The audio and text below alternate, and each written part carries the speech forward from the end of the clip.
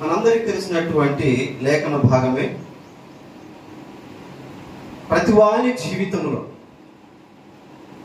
జయ జీవితము. హల్లెలూయా. అమ్మా చాలా జాగ్రత్తగా మన వాక్యాన్ని విందాం. ప్రతివాని జీవితంలో జయ జీవితము అనేది చాలా శ్రేష్టమైనది. ఎందుకంటే ఈ లోకంలో మనము ఓడిపోవడానికే చాలా చాలా అవకాశాలు సాతానుడు మన ముందు పెడుతున్నాడు. ఎందుకంట మనము ఓడిపోవడానికి సాతానుడు ఏ విధంగా ఓడిపోయాడో, సాతానుడు ఏ విధంగా పడిపోయాడో, సాతానుడు ఏ విధంగా జారిపోయాడో మనమందరం కూడా ఈ పరుగు పందెంలో ఓడిపోవాలి.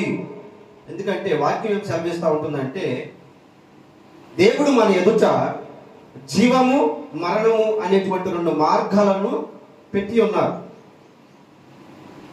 ఈ 2 మార్గాలలో మనము గెలిచేవారుగా ఉంటే జీవ మార్గంలో గుండా మనము ప్రయాణం చేస్తాం. అవునండి? హల్లెలూయా. లేదు, ఈ లోకమే నాకు శాశ్వతము, ఈ లోక భోగమే నాకు కావాలి అని కోరుకుంటే కనుక మనము మరణం అనేటువంటి మార్గములో సాతాను యొక్క బిడ్డలంగా మార్చబడతాం. రండి దేవుని వాక్యం చదువుకుందాం. 1 కొరింథీ రాసినటువంటి పత్రికలో, హల్లెలూయా, స్తోత్రం, 7వ అధ్యాయము 1 కొరింథీ రాసినటువంటి పత్రిక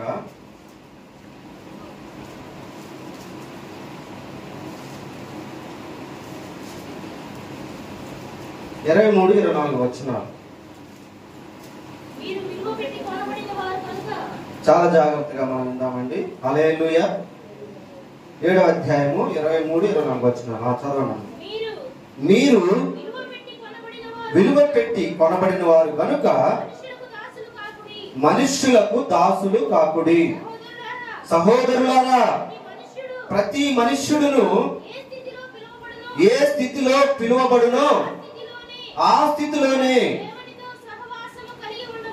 హల్లెలూయా. అమ్మా ఇక్కడ వాక్యం ఏం సెలవిస్తూ ఉంటుందంటే,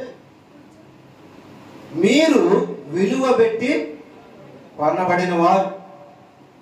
యేసుక్రీస్తు శరీరధారి అయి ఈ లోకానికి వచ్చాడండి. యేసుక్రీస్తే యెహోవా దేవుడుగా పరమందు ఆసీనుడై ఉండి సర్వ సృష్టిని ఆయన కలుగజేసి ఆ సృష్టిలో దేవుడు మనల్ని జ్ఞాపకం చేసుకున్నాడు. మానవునికి ఏది అవసరం అదంతా కూడా తయారు చేసి మనల్ని ఏం చేశాడంటే అన్నిటికంటే విలువైనటువంటి వాడిగా చేస్తున్నాడు నిన్ను నన్ను. హల్లెలూయా. విలువైనటువంటి వారముగా మనల్ని దేవుడు చూశాడు. అంత మాత్రమే కాదు, వీటన్నిటికంటే మనం ఎంతో శ్రేష్ఠులమని ఆయన ఏం చేశాడంటే సంతోషించాడంట. ఇది మంచిది అని డిక్లేర్ చేశాడంట. ఏ విధంగా మనమంతా మంచి వారమయ్యాము, పిలువబడిన వారమయ్యాము అంటే సర్వ సృష్టి, దేవుని యొక్క సర్వ సృష్టి కూడా దేవుడు మన చేతికి అప్పగించడానికి ఇష్టపడ్డాడు.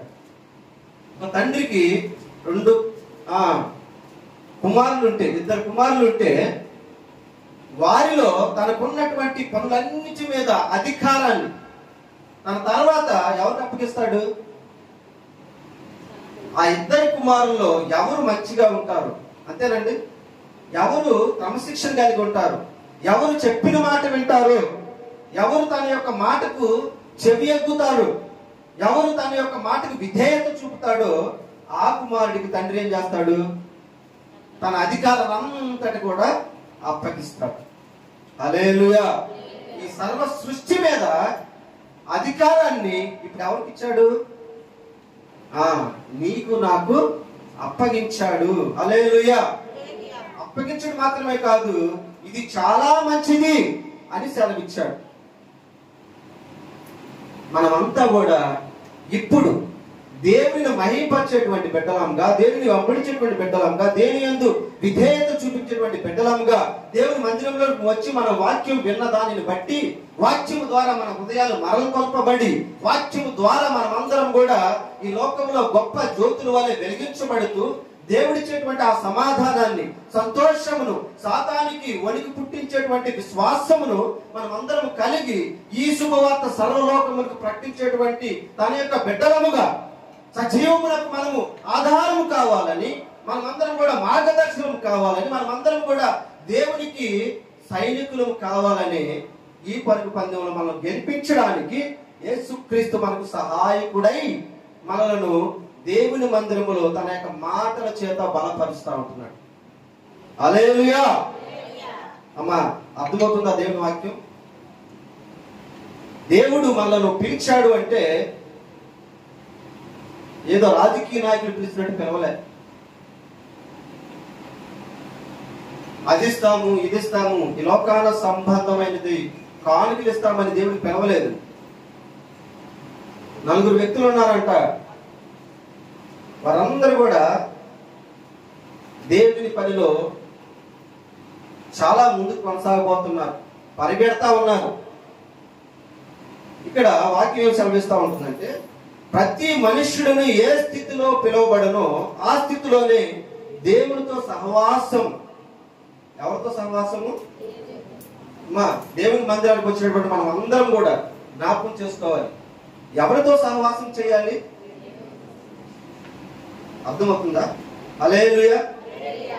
4 వ్యక్తులు మందిరానికి వచ్చి వారి యొక్క బాధ్యతలు ఒకసారి జ్ఞాపకం చేసుకుందామని చెప్పేసి 4 కూడా కూర్చొని మాట్లాడుతున్నారు. ఒక అతనేమో ట్రెజరర్, డబ్బు మూట, లేదంటే దేవుని మందిరంలో ఉన్నటువంటి ఆర్థిక సంబంధమైనటువంటి విషయాలన్నిటి మీద బాధ్యత కలిగి ప్రవర్తించేటువంటి వాడు. ఇంకో వ్యక్తి ఏమో సంఘమును పెద్దగా ఉండి అందరిని కూడా ఐక్యపరిచి, అదండి విభజించి కాదు, లేకపోతే కల్పిత మాటలు చెప్పి సంఘాన్ని చేర్చడం కాదు. విరిగిపోతా ఉంటే ఎవరైనా, మందిరంలో నుంచి ఎవరైనా జారిపోతా ఉంటే, మందిరంలో నుంచి ఎవరైనా దూరం అయిపోతా ఉంటే, మందిరంలో నుంచి ఎవరైనా గాయపరచబడతా ఉంటే వారందరితో కూడా ముచ్చటించి మాట్లాడి, అయ్యా ప్రభు నిన్ను బలపరుస్తాడు, ప్రభు నీకు సహాయం చేస్తాడు, ప్రభు నీ కుటుంబాన్ని కడతాడు, ప్రభు నీకున్నటువంటి ప్రతి ఇరుకులో నీకు ఇబ్బందులు నీకు విశాలతను కలగజేస్తాడు అని చెప్పేటువంటిది. ఇంకొక అతనేమో దేవుని యొక్క వాక్యము ఎక్కడ బోధించాలా, దేవుని వాక్యము ఏ ప్రదేశంలోకి వెళ్ళి బోధించాలా, ఎక్కడ దేవుని వాక్యము అందదా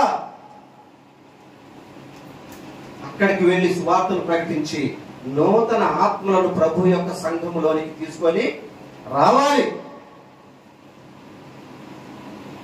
అని వీళ్ళ ముగ్గురు కూడా చాలా సంతోషంగా దేవుని పనిలో మేమున్నాం. ఎందుకని వారి మాట చెప్తా ఉంటున్నారంటే, మేము ఏ స్థితిలో పిలువబడ్డామో ఆ స్థితిలో దేవునితో సహవాసము చేయడానికి మన గత దినములను, గత సంవత్సరములను జ్ఞాపకం చేసుకుంటే ఏ స్థితిలో మనం పిలువబడ్డామో మనము ఒక్కసారి జ్ఞాపకం చేసుకుంటా ఉండాలి ప్రియులారా. హల్లెలూయా. మనం గత జీవితంలో ఏమై ఉన్నామో, గత రోజులలో మనం ఏమై ఉన్నామో, గత మాసాలలో, గత సంవత్సరములలో మనం ఏమై ఉన్నామో మనం జ్ఞాపకం చేసుకోవాలి. ఏ స్థితిలో నుంచి దేవుడు నన్ను లేవనెత్తాడు. హల్లెలూయా.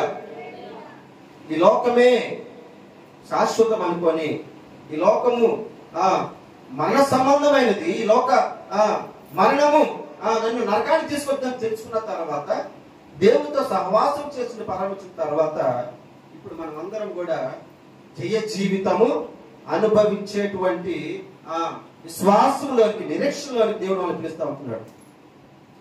ఇంకో వ్యక్తి, 4వ వ్యక్తి అనుకున్నాం కదా. 3 వ్యక్తులేమో దేవుడు ఇచ్చినటువంటి పనిని చక్కగా చేస్తా ఉన్నారు. ఇంకో వ్యక్తి ఏమో దేవుని యొక్క మాటలు,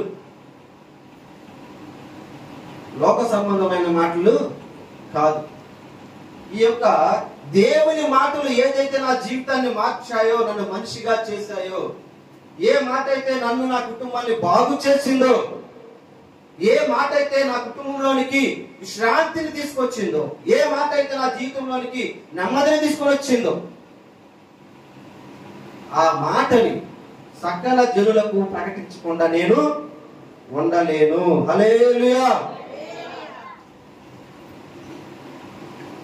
ఈ నలుగురు ముచ్చటించుకునే మాటలను చూస్తే హల్లెలూయా, దేవుడితో వారికి ఉన్నటువంటి సహవాసం ఎంత శ్రేష్టమైనదో మనం గమనించాలి ప్రియులారా. హల్లెలూయా. చూద్దాం ఇంకొక మాట, 9వ అధ్యాయము 1 కొరింథీయులకు రాసిన పత్రిక 9వ అధ్యాయం 24-25 వచనాలు. పందెపు రంగమందు పరిగెత్తు వారందరూ పరిగెత్తుదురు గాని ఒక్కడే బహుమానం పొందునని మీకు తెలియదా? అటువలే మీరు బహుమానం పొందినట్లుగా పరిగెత్తుడి. చాలండి. హల్లెలూయా కదండి. మనం అందరం చూస్తాం, ఈ లోకంలో ఏ పరుగు పందెమైనా సరే 10 మంది పరిగెడితే ఒక్కళ్ళు మాత్రమే సంతోషిస్తారు. 9 మంది ఏం చేస్తారు? బాధపడతారు. గెలవలేకపోయామే, ఓడిపోయామే, అయ్యో అవకాశాన్ని చేజార్చుకున్నామే. ఈ లోక సంబంధమైనటువంటి పరుగులన్నీ కూడా ఒక్కరికే సంతోషాన్ని ఇవ్వచ్చు, కానీ 10 మందిలో 9 మందికి దుఃఖాన్ని మిగుల్చుతారు. హల్లెలూయా. అయితే వాక్యం సెలవిస్తా ఉంటుందంటే, యేసు క్రీస్తు ప్రభు యొక్క పిలుపులో పిలువబడిన వారు అందరూ కూడా గొప్ప విజయములో విజయాన్ని కలిగి జీవిస్తారట. హల్లెలూయా. ఏ ఒక్కరు కూడా విడిచిపెట్టబడరు, ఏ ఒక్కరు కూడా నిరుత్సాహపరచబడరు, ఏ ఒక్కరు కూడా అపజయానికి అప్పగించబడరు, కానీ వారు విజయ జీవితం కలిగి యేసులో ఆనందించేటువంటి గొప్ప వాత్సల్యతను యేసు ప్రభు మనకు దయచేస్తా ఉంటున్నాడు. హల్లెలూయా. దీని వెనుక గల దేవుని యొక్క ఉద్దేశం ఏమిటంటే, మనం అందరం కూడా పడినటువంటి మనము, ఓడిపోయినటువంటి మనము, ఆదరణ లేక, ఓదార్పు లేక, ప్రేమించేవారు లేక, సహవాసం చేసేవారు లేక, సంతోషాన్ని మనకి ఇచ్చేవారు లేక కృంగిపోతున్నటువంటి మనందరినీ కూడా దేవుడు ఏం చేశాడంటే, జయింపజేయడానికి, మనకు చేతునివ్వడానికి ముందుకు వచ్చాడు. హల్లెలూయా. నేనున్నానని చెప్పి బలపరచడానికి మనకు వచ్చాడు. ఈయన ఎవరంటే మనము చూస్తున్నటువంటి నరుడు కాదు. హల్లెలూయా. నరునిగా మనకు సమీపమైనటువంటి మన స్నేహితుడు, మన రక్షకుడు, మన ప్రభు అయినటువంటి యెహోవా దేవుడు, ఆయన యేసుక్రీస్తు, ఆయనే పరిశుద్ధాత్మ దేవుడు. హల్లెలూయా. విజయ జీవితం. అందుకే మీరు దేవునికి దాసులా, లేదంటే ఈ లోకానికి మీరు దాసులా? దేవునికి ఒక్కసారి గనక మన హృదయాన్ని అప్పగించి చూడండి. హల్లెలూయా. నిజముగా మేము నీ యొక్క బిడ్డలమే, నిజముగా నీ యొక్క సొత్తే, నీ యొక్క ప్రజలమే, నీకు సమీపమైనటువంటి బంధువులమే అని మనం చెప్పగలిగితే గనుక దేవుడి నీ కుటుంబంలో చేసేటువంటి అద్భుతాలను కన్నులారా నువ్వు చూడగలవు. హల్లెలూయా. నీకున్నటువంటి విజయ జీవితాన్ని చూసి అనేక మంది మరల కల్పబడినట్లుగా దేవుడు ఒక అద్భుత కార్యాన్ని చేస్తాడు. హల్లెలూయా.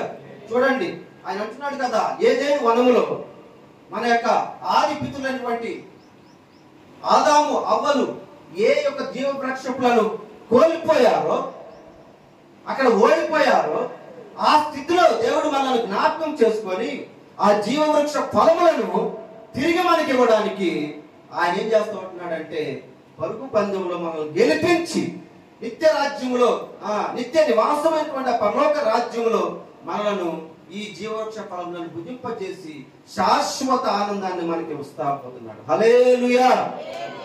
చూడండి, ప్రకటన గ్రంథం 2వ అధ్యాయము 7వ వచనం. ఏదేను వనంలో ఆ యొక్క జీవ వృక్షములను మనం కోల్పోయాం ప్రియులారా. చెవిగలవాడు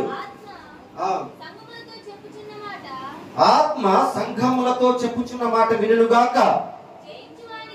జయించువానికి దేవుని పరదేశంలో ఉన్న జీవవృక్ష ఫలములు భుజింపనిత్తును. హల్లెలూయా. పరదేశంలో ఉన్నటువంటి జీవవృక్ష ఫలములు. హల్లెలూయా. మీరు చూడండి, గమనించారో లేదో, ఈ భూమి మీద మనకు చక్కని ఆరోగ్యాన్ని, ఇచ్చేవి ఏదంటే జీవవృక్ష ఫలములే కదండి. ఏ చెట్టు ఫలములైనా మనం తింటే రోగం వచ్చిందని ఎక్కడైనా మనం వింటామా? అమ్మా వింటున్నారా? ఈ యొక్క భూమి మీద ఏ చెట్టు ఫలములైనా మనకు రోగాన్ని ఇచ్చాయి, ఈ ఫలములు తిని నేను మంచాన పడ్డాను అని ఎక్కడైనా ఉన్నామా? కానీ ఫుడ్ పాయిజన్ వాళ్ళు చేసి పెట్టారు, మాకు రోగం వచ్చింది. పలానా చోట మేము తిన్నాము, మాకు రోగం వచ్చింది. మనం చేసుకున్న వంటలే మనం తింటా ఉంటే ఆయాస, కడుపు ఉబ్బరం తిన్నా కాడ నుంచి. మానవుడు చేసుకున్న ప్రతిది కూడా మనకేం చేస్తుందంటే ఏం చేస్తున్నామా? అనారోగ్యాన్ని తీసుకొచ్చి పెడుతుంది. అవునా కదా? కానీ యేసు ప్రభు ఇచ్చేటువంటి ఈ యొక్క ఫలములు ఎక్కడ ఫలములు? జీవ ఫలములు. పరదేశంలో ఉన్నటువంటి జీవ ఫలములను దేవుడు మనకిచ్చి మనల్ని ఏం చేస్తాడంటే శాశ్వతమైన ఆరోగ్యం చేత తనతో పాటు నిత్య నివాసములో జ్ఞాపకం చేసుకుంటానని వాగ్దానం చేసిన దేవుడు నమ్మదగిన వాడు. హల్లెలూయా. ఆ జీవవృక్ష ఫలములను తినడానికై ఏదైనా వనములో ఏ ఫలములు అయితే మనం కోల్పోయామో, ఏ యొక్క తిరస్కారాన్ని మనం కలిగి ఉన్నామో, ఏ యొక్క తోటల నుంచి మనము పారద్రోయబడ్డామో, తిరిగి మనలను అనేక సహవాసంలోనికి దేవుడు మనల్ని పిలుస్తా ఉంటున్నాడు. హల్లెలూయా. అయ్యా నా మాట విని నాతో సహవాసం కనుక మీరు చేసినట్లయితే, నాతో కనుక మీరు నిత్య జీవనం అనుభవించాలని కోరుకుంటే గనక, నా సహవాసానికి వచ్చి నా మందిరానికి వచ్చి నన్ను కనుక మీరు అడిగితే ఆ జీవవృక్ష ఫలములను మీకు నేను భుజింపనిస్తాను. హల్లెలూయా. ఈ లోకంలో మనకు కలిగినటువంటి ఈ యొక్క గొప్ప ఆదరణ మనం గనక సద్వినియోగపరచుకుంటే, హల్లెలూయా, మనం గనక ఈ యొక్క రక్షణ గనక అంగీకరించినటువంటి వారంగా ఉన్నట్లయితే, ఈ యొక్క మాటను గనక మనము బంగారం దొరికినట్లుగా మనకు బహుమానమైనటువంటి ఈ యొక్క సువార్తమానాన్ని గనక మన హృదయంలో చేర్చుకుంటే, ఎన్నడూ లేని ఎక్కడ దొరికినటువంటి గొప్ప నెమ్మదిని యేసుక్రీస్తు ప్రభువారు మనకు దయచేస్తారు. హల్లెలూయా. మీరు విన్నారో లేదో, చెప్పారో లేదో కానీ మరొకసారి జ్ఞాపకం చేస్తారు. ఒక తల్లి ఒక కుమారుణ్ణి పెద్ద చేసి తనకున్నటువంటి చిన్న వ్యాపారంలో ఏంటంటే ఆవిడ మార్కెట్కి వెళ్ళి ఆ సీజన్కు సంబంధించినటువంటి ఫలాలను తీసుకొచ్చి ఊరూర తిరిగి బజార్ తిరిగి అమ్మి ఆ వచ్చిన డబ్బుతో కుమారుణ్ణి ఏం చేసింది? పెంచి పెద్ద చేసింది. గొప్పవాణ్ణిగా చూడాలి నా కుమారుణ్ణి అనుకుంది. అయితే తనకున్నటువంటి పరిస్థితులు మాత్రము దుర్భరం, తినడానికి తిండి కూడా దొరకనటువంటి పరిస్థితి. తనకున్నదంతా కూడా మనమంతా తల్లిదండ్రులు ఏం చేస్తామంటే, నేను తిన్నా తినకపోయినా నా బిడ్డలు తింటే చాలు, వాళ్ళ కడుపు నిండితే చాలు, వారు శ్రేష్టంగా ఉంటే చాలు. అలా పెంచి పెద్ద చేసి ఏదే విధంగా చదువుకొని విదేశాలకు పంపించింది. హల్లెలూయా. ఆ కుమారుడు చక్కగా చదువుకుని విదేశాలకు వెళ్ళిపోయాడు. ఈ తల్లి పరిస్థితి ఇక దినదినం ఎట్లా ఉందంటే, నీరు గారిపోతా ఉంది. రోడ్డు పక్కన ఒక చిన్న గుడిసె వేసుకొని, హల్లెలూయా, ఇక ఏ వ్యాపారం కూడా చేయనటువంటి స్థితిలో ఉంటూ మంచంలో మూలుగుతా ఉంది. కుమారుడి దగ్గర నుంచి ప్రతి నెల ఉత్తరాలు వస్తా ఉన్నాయి. ఏమొస్తా ఉన్నాయి? ఉత్తరాలు వస్తా ఉన్నాయి. చదువుతున్నారు, అమ్మా నీ కుమారుడు బాగున్నాడంట, ఉద్యోగం చేస్తున్నాడంట. ప్రతి ఉత్తరంలో ఏదో ఒక అభివృద్ధిని కుమారుడు లిఖిస్తూ ఉత్తరాలు రాస్తూ ఉంటున్నాడు తల్లికి. అమ్మ త్వరలో వస్తాను, నేను తీసుకుని వెళ్తాను, నాతో పాటు నువ్వు కూడా ఉందుకొని, ఇక నీ కష్టాలను తీరిపోతాయి అని రాస్తా ఉంటున్నాడు ప్రతి ఉత్తరంలో. అమ్మ ఈ సంవత్సరం నాకు మంచిగా వ్యాపారం జరుగుతూ ఉంది, ఒక మంచి ఉద్యోగం చేస్తా ఉన్నాను, ఒక మంచి వ్యాపారం ప్రారంభించాను, ఇక నేను వివాహం చేసుకున్నానమ్మా అని ఏదో ఒక శుభవార్త రాస్తా ఉంటున్నాడు. కానీ తల్లి దగ్గరకు మాత్రం వచ్చేటువంటి అవకాశము కలగట్లేదు. తల్లి మాత్రం ఉత్తరాలన్నీ చదువుతా అందరికి చెప్తా చాలా సంతోషిస్తూ ఉంటుంది. ఒకనొక రోజున ఆ ఊర్లో పనిచేసేటువంటి ఆ యొక్క ఆయా గారికో స్టాఫ్ నర్సుకో కబురు వచ్చింది, అమ్మ పలానా ఆవిడ పరిస్థితి చాలా దారుణంగా ఉంది, మీరు అందరినీ త్వరగా చూడండి అనగానే పరిగెత్తుకు వెళ్ళింది పాపం. తీరా చూస్తే ఆ యొక్క కుంటు మంచోడు ఆమె ఇంకా చనిపోయే స్థితిలో కనపడింది. వెళ్ళి, అమ్మా ఏంటికి నీకు పరిస్థితి, నీ కుమారుడికి ఒక ఉత్తరం రాపించు, చక్కగా త్వరగా వచ్చి తీసుకొని వెళ్ళిపోతాడు కదా, నేను బాగా చూసుకుంటాడు కదా అని చెప్తా ఉంది.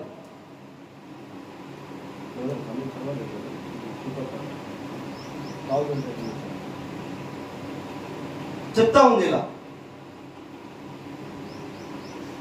లాస్ట్గా వచ్చిన ఉత్తరం ఏదో ఒకసారి చూపి అని చెప్పేసి ఆ ఉత్తరం చూస్తే ఆ ఉత్తరంలో డాలర్స్ కనపడ్డాయి. ఏం కనపడ్డాయి అమ్మా? రంగురంగుల పేపర్లు కనపడ్డాయి. అమ్మా నీ కుమారుడు ఉత్తరంలో కొన్ని కరెన్సీ, ఫారిన్ కరెన్సీ పెట్టాడు, అవి కనుక మీరు మార్చుకుంటే చాలా డబ్బులు మీకు వస్తాయి కదా, ఈ డబ్బులు తీసుకెళ్లి చక్కగా మీరు ఆరోగ్యాన్ని చూపించుకోవాల్సింది కదా అని చెప్తా ఉంది. అంతలో ఆ తల్లి గారు మూలుగుతా ఆ కుంటి మంచం కింద ఉన్నటువంటి ఒక పెట్టి కూడా తీసింది. ఆ పెట్టెలో గోల్డ్ అని ఉత్తరాలు, ఆ ఉత్తరాలన్నీ తీసి చూస్తే అన్నిట్లోనూ డబ్బులు ఉన్నాయి. ఆ డబ్బులన్నీ చూస్తే కొన్ని లక్షల రూపాయలు. కానీ దాని విలువ ఆమెకేంది తెలియలేదు. ఎవరికి తెలియలేదు? తల్లి గారికి తెలియలేదు. చాలా బాధపడిపోయింది. ఈ డబ్బులు కనుక నేను ఉపయోగించుకున్నట్లయితే ఒక మంచి సుఖవంతమైనటువంటి జీవితాన్ని జీవించి ఉండేదాన్ని కదా. ఈరోజు ప్రియులారా ఒక మాట చెప్పనివ్వండి. దేవుని మందిరానికి వస్తున్నాం, పరిశుద్ధ గ్రంథాన్ని చేతబట్టుకుంటున్నాం, దేవుని యొక్క మాటలు వింటా ఉంటున్నాం. కానీ దేవునితో సహవాసాన్ని మనం కలిగి ఉండలేకపోతాం.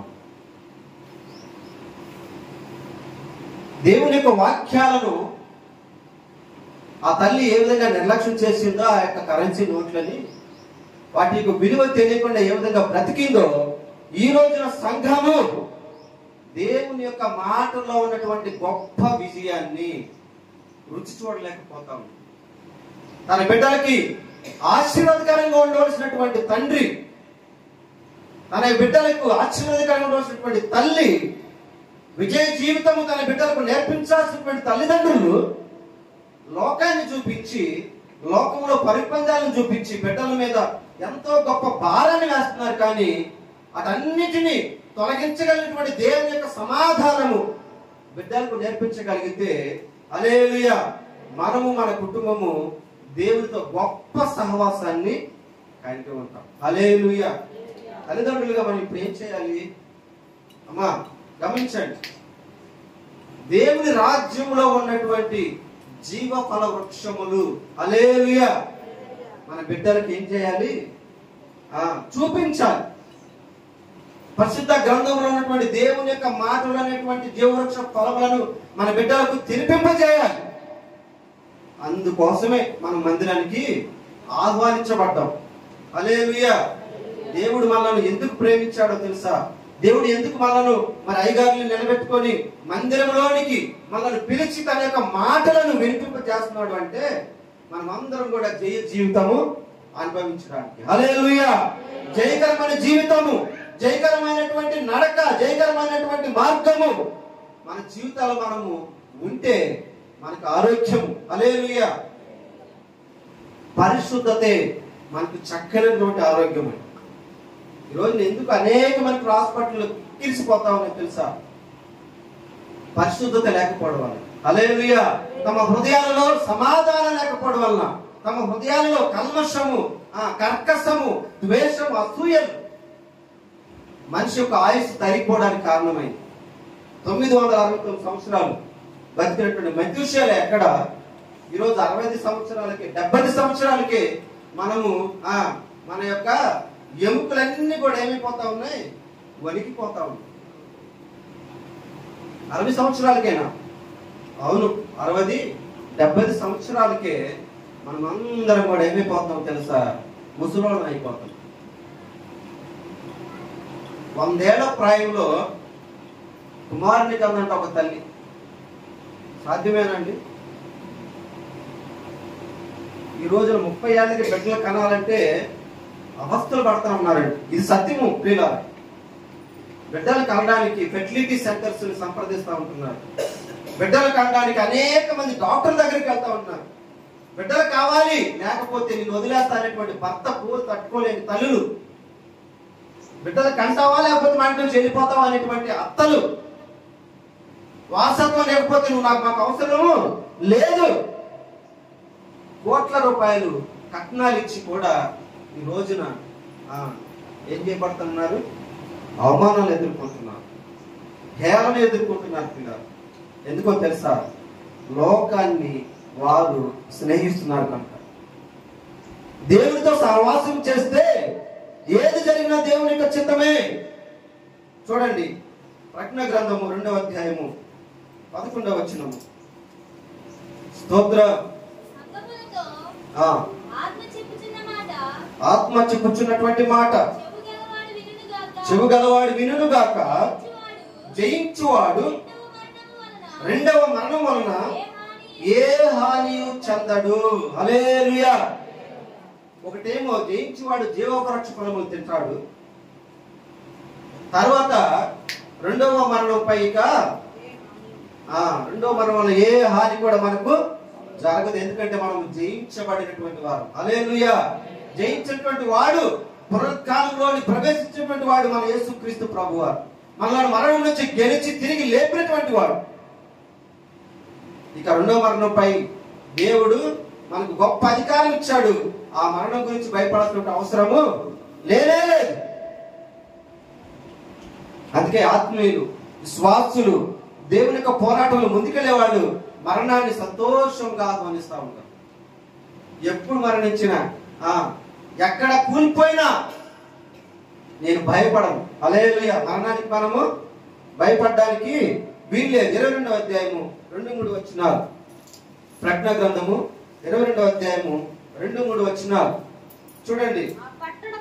ఆ పట్టణపు రాజవీధి మధ్యలో ప్రవహించుట ఆ దూత నాకు చూపెను. ఆ నది యొక్క ఈ వలను ఆవలను జీవవృక్షం ఉండెను. అది నెల నెలకు ఫలించుచు 12 కాపులు కాయను. ఆ వృక్షం యొక్క ఆకులు జనములను స్వస్థపరచుటకై వినియోగించును. చాలు. హల్లెలూయా. 9వ అధ్యాయం 1-6 వచనాలు త్వరగా చదువుకుందాం. 5వ దూత బోర ఊదినప్పుడు ఆకాశం నుండి భూమి మీద రాని ఒక నక్షత్రమును చూచుకుని అగాధం యొక్క తాడపు చెవి అతనికి ఇయ్యబడెను. అతడు అగాధము తెరవగా పెద్ద కొలుములో నుండి లేచు పొగ వంటి పొగ అగాధములో నుండి లేచాను. ఆ అగాధములోని పొగ చేత సూర్యుని వాయుమండమును చీకటి కమ్మెను. ఆ పొగలో నుండి మిడతలు భూమి మీదకి వచ్చాను. భూమిలో ఉండి తేళ్లకు బలమున్నట్టు వాటికి బలము ఇయ్యబడెను.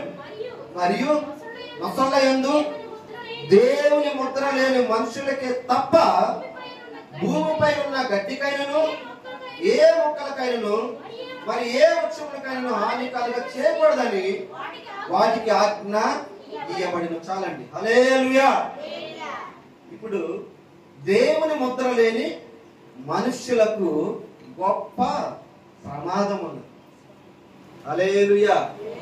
దేవుని ముద్ర లేకపోతే కనుక మనం అందరం కూడా ఓడిపోయిన గుంపులో ఉండిపోతాం.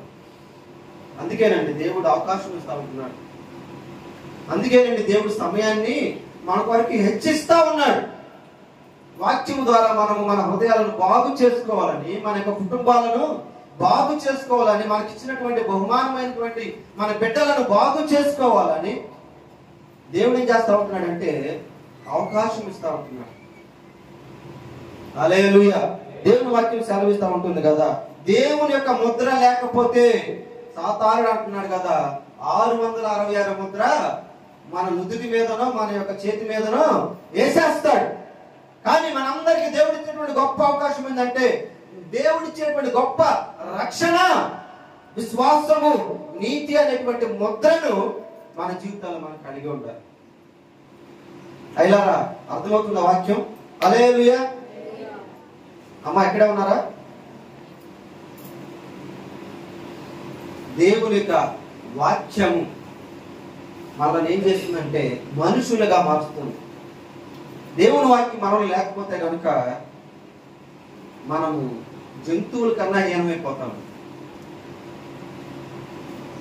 మనలో ప్రేమ అనేదే ఉండదు.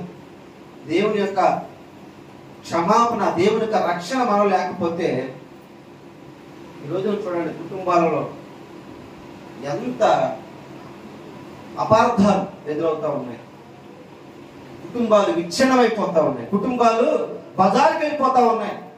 ఒక స్త్రీ బజారుకి వెళ్ళి అనరాని మాటలు, పలుకురాని మాటలు పలుకుతుందంటే అది దేవుని బిడ్డలకు ఏమాత్రము మంచిది కాదు. అర్థమవుతుందండి? దేవుని ప్రేమ మనలో లేకపోతే తోటి మనిషిని మనం ప్రేమించలేం కదండి. తోటి మనిషిని మనం ఆదరించలేం. తోటి మనిషిని మనము అర్థం చేసుకోలేం. ఒక భర్త ఒక భార్యను ప్రేమించలేడు. ఒక భార్య తన భర్తను ప్రేమించలేదు.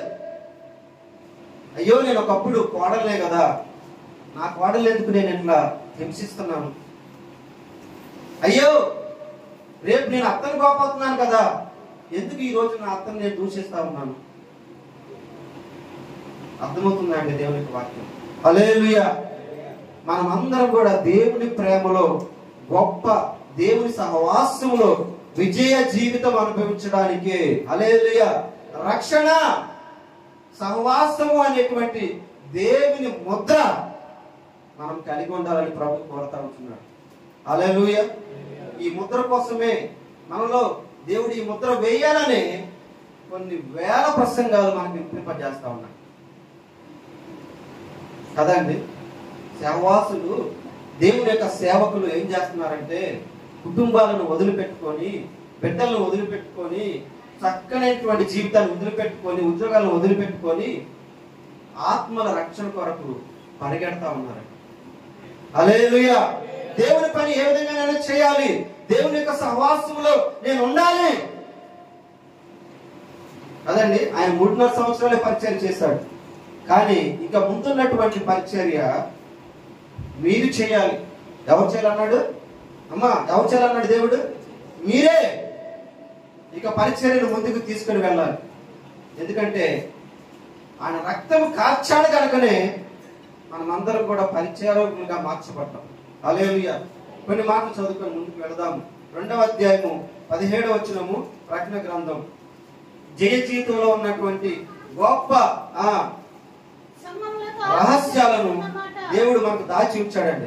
సంఘములతో ఆత్మ చెప్పుచున్న మాట వినుగాక, జయించు వానికి మరుగై ఉన్న మన్నాను భుజం పనిత్తును. ఏం భుజం చేస్తాడంట? హల్లెలూయా. జయించేవారు ఎవరంట? దేవునితో సహవాసము చేసేటువంటి వారు. లోకంతో కాదు, లోక స్నేహితులతో కాదు. మిమ్మల్ని బతిమాడుతూ ఉన్నాను, సాధ్యమైతే విశ్వాసులతో సహవాసం చేయండి. హల్లెలూయా. దేవుని యందు భయభక్తులు ఉన్నటువంటి వారితో సహవాసం చేయండి. ఈ రోజున ప్రతి విశ్వాసి తప్పిపోవడానికి చాలా మార్గాలు కనబడతా ఉన్నాయి. మోసపోవడానికే అవకాశాలు ఎక్కువ ఉన్నాయి. జారిపోవడానికి అవకాశాలు ఎక్కువ ఉన్నాయి.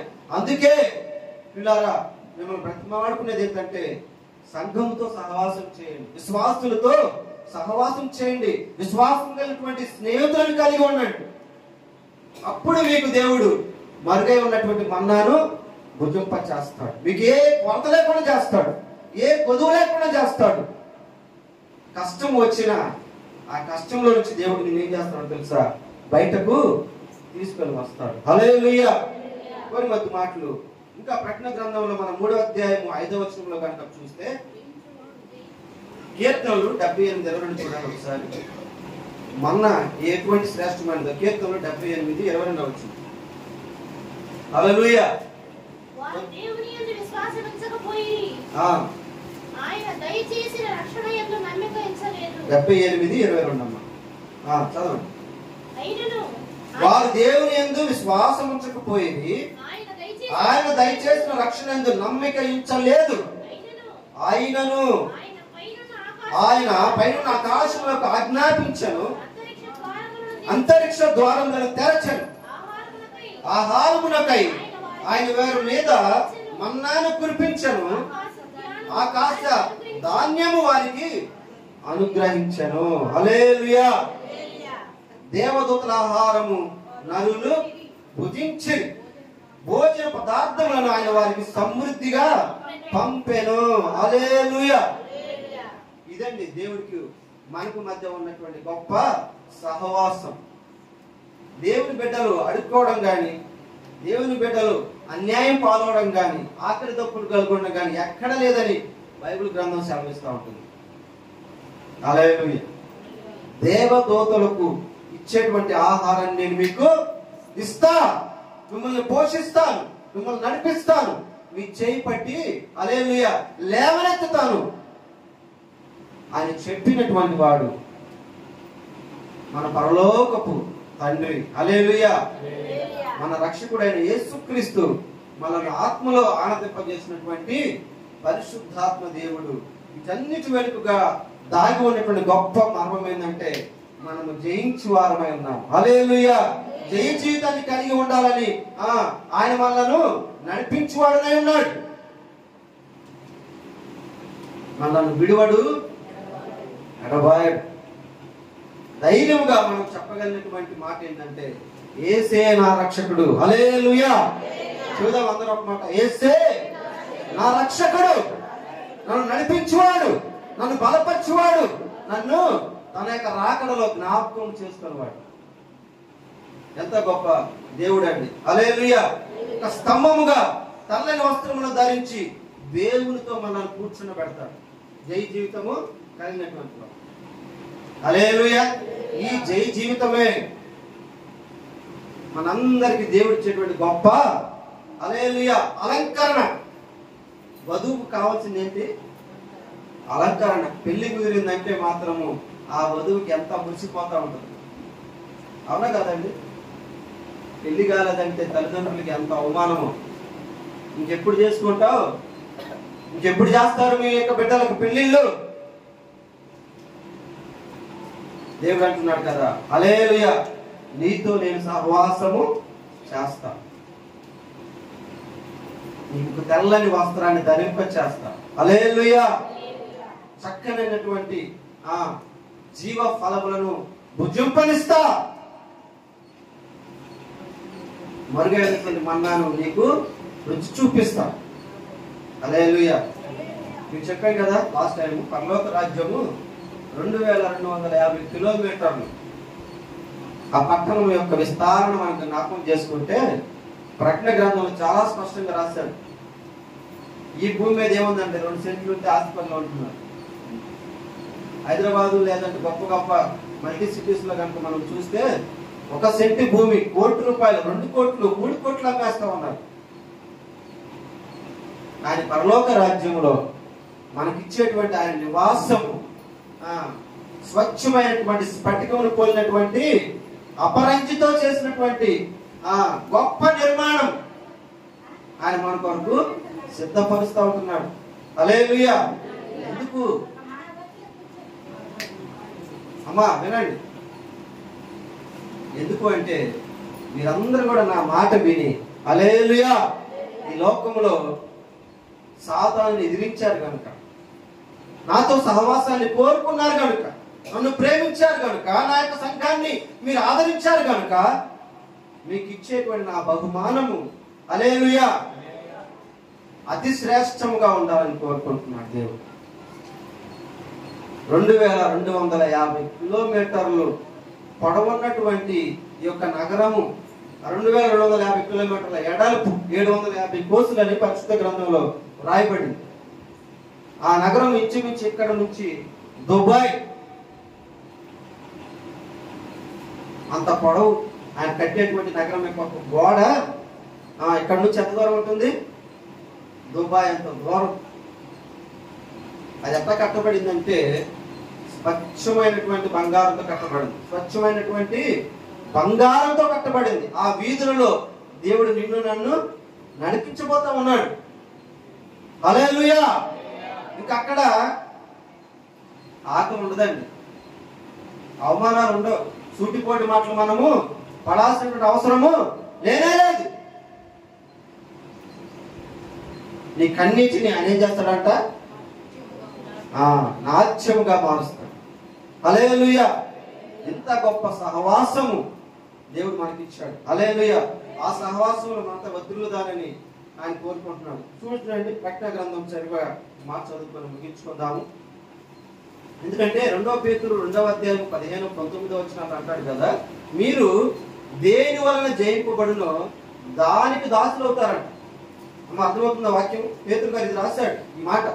ఎందుకంటే పేతురు గారు పిరికివాడయ్యాడు, పేతురు వాడు భయపడ్డాడు. పేతురు యేసు ప్రభువే లోక రక్షకుడు, ఆయన నేను ఎరుగుదునని చెప్పడానికి ముమ్మారు బొంకాడు. ఎందుకంటే లోకానికి దాసుడుగా అతను మాట్లాడాడు. ఆ యొక్క మాటను బట్టే అతడు ఏం చేస్తాడంటే శరీరం చేత అతడు ఓడించబడ్డాడు. అందుకే ఇప్పుడు మన వాక్యం చేత ఏం చేయబడాలి? జయించబడాలి. హల్లెలూయా! వాక్యములో మనం అందరం కూడా మరలా మరణము గెలిచినటువంటి వారముగా, జీవాన్ని పొందుకున్నటువంటి వారముగా యేసుక్రీస్తు ప్రభువుతో మనం చేతులు కలపాలి. హల్లెలూయా! దేవుడు నమ్మదగిన వాడు. హల్లెలూయా! దేవుడు మానవుడు కాదు, నరుడు కాదు. సంఖ్యాకాండం మనం చదువుతాం, ఆయన మాట ఇచ్చి తప్పడానికి నరుడు కానే కాదు. ఆయన మాట నెరవేర్చేటువంటి వాడు. ఆయన చేసినటువంటి వాగ్దానాలు, ఆయన చేసినటువంటి ప్రమాణాలు, నిబంధనలు ఇప్పటికి కూడా జరుగుతానే ఉంది. హల్లెలూయా! ఆయన మాట అంటే మాటే. హల్లెలూయా! ఆయన మాట ఇచ్చి తప్పుటకు నరుడు కానే కాదు. హల్లెలూయా! ఈ మాట చదువుదాం. ప్రకటన గ్రంథం 21వ అధ్యాయం 20వ వచనం.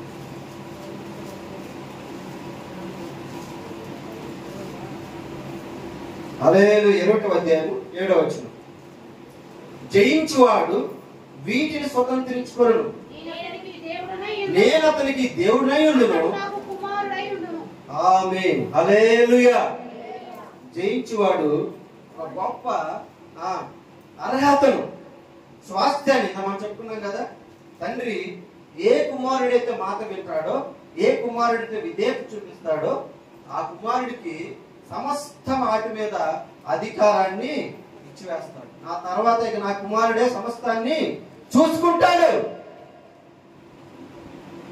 అట్లానే బలా మంచి దాసుడా, బలా మంచి దాసురాలా, రా, నీ కొరకై సిద్ధపరిచినటువంటి స్థలంలో నాతో కూడా నిత్య నివాసము నీకు సిద్ధపరచబడి ఉన్నది. ఆమేన్. స్వతంత్రించుకొనుగా. జయించువాడు వీటిని స్వతంత్రించుకుంటాడంట. అంత మాత్రమే కాదు, అక్కడ ఏంటంటే నేను అతనికి దేవుడినై ఉండును, అతడు నాకు కుమారుడై ఉంటాడు. ఒక తండ్రి, నిరుపేద తండ్రి కుమారుని తీసుకుని రెస్టారెంట్కి వెళ్ళాడంట. ఎక్కడికి వెళ్ళాడు? లేదంటే ఒక బంజారా హిల్స్ లో ఉన్నటువంటి తాజ్ బంజారాకి వెళ్ళాడు అనుకున్నాం. తాజ్ కృష్ణ చాలా లగ్జరీస్ హోటల్స్ అవి హైదరాబాద్. అక్కడికి వెళ్ళిపోయి ఒక్కొక్క రూమ్ దగ్గర 1,00,000 ఉంటుందండి రోజుకి ఖర్చు. అర్థమైందా మీకు? ఒక రోజుకి అయ్యే ఖర్చు ఎంత? 1,50,000 రూపాయలు. అయ్యా, ఈ రాత్రికి మేము ఈ హోటల్లో ఉండాలి. ఈ హోటల్లో అతి శ్రేష్టమైనటువంటిది, అతి ఖరీదైనటువంటిది, అతి విలువైనటువంటిది, బిలియనర్స్ వచ్చి స్టే చేసేటువంటి రూమ్ ఏదుందో అది నా కుమారుడికి ఇవ్వండి. హల్లెలూయా! ఈ యొక్క హోటల్లోనే అతి తక్కువ ఖర్చుతో ఉండేది, ఖరీదు లేనటువంటి అతి సులువైనటువంటి రూమ్ మాత్రం నాకు ఇవ్వండి అని చెప్పాడు తండ్రి. ఈరోజు కూడా మనలను ఆ స్థితిలో ఉంచాలని సృష్టికర్త అయిన దేవుడు మన కొరకు ఎలా వచ్చాడంటే ఒక సాధారణ మనిషిలాగా వచ్చి ఈ భూమి మీద మనవలే ఒక చిన్న రూమ్ లో ఉండడానికి ఇష్టపడ్డాడని. మనల్ని ఎక్కడ ఉంచాలని? విలువైన అతి ఖరీదైనటువంటి ఆ యొక్క పరలోక రాజ్యములో మనం ఉంచాలని ఆయన ఈ లోకానికి ఒక చిన్న భూమి మీదకు వచ్చి మనతో సహవాసం చేశాడు. ఎందుకంటే మనం జయించాలి. హల్లెలూయా. మనల్ని జయింప చేయాలని, మనను ఓడిపోకుండా గెలిపించాలి కదండి. ఎంత ఆనందం ఉంటుంది. మన తండ్రి మన పక్కన ఉంటే ఎంత ఆనందం ఉంటుందండి. మన పక్కన నిలబడి మనం గెలిపించడానికి యేసుక్రీస్తు ఈ లోకానికి వచ్చాడు. మనము ఆయన ద్వారా జయించగలము. ఆయన ద్వారా యుద్ధంలో గొప్ప విజయాన్ని పొందుకోగలము. దేవుడి మాటలను మనందరికీ కూడా ఆశీర్వాదకరంగా చేయుగాక. ఆమె వాక్యమును మరి చెప్పడానికి అవకాశం కల్పించినటువంటి గారికి ప్రత్యేక వందనాలు. సంఘమంతటికి కూడా వందనాలు తెలియజేస్తూ ఈ యొక్క మరి భాగాన్ని ముగిస్తాము. Praise the lord.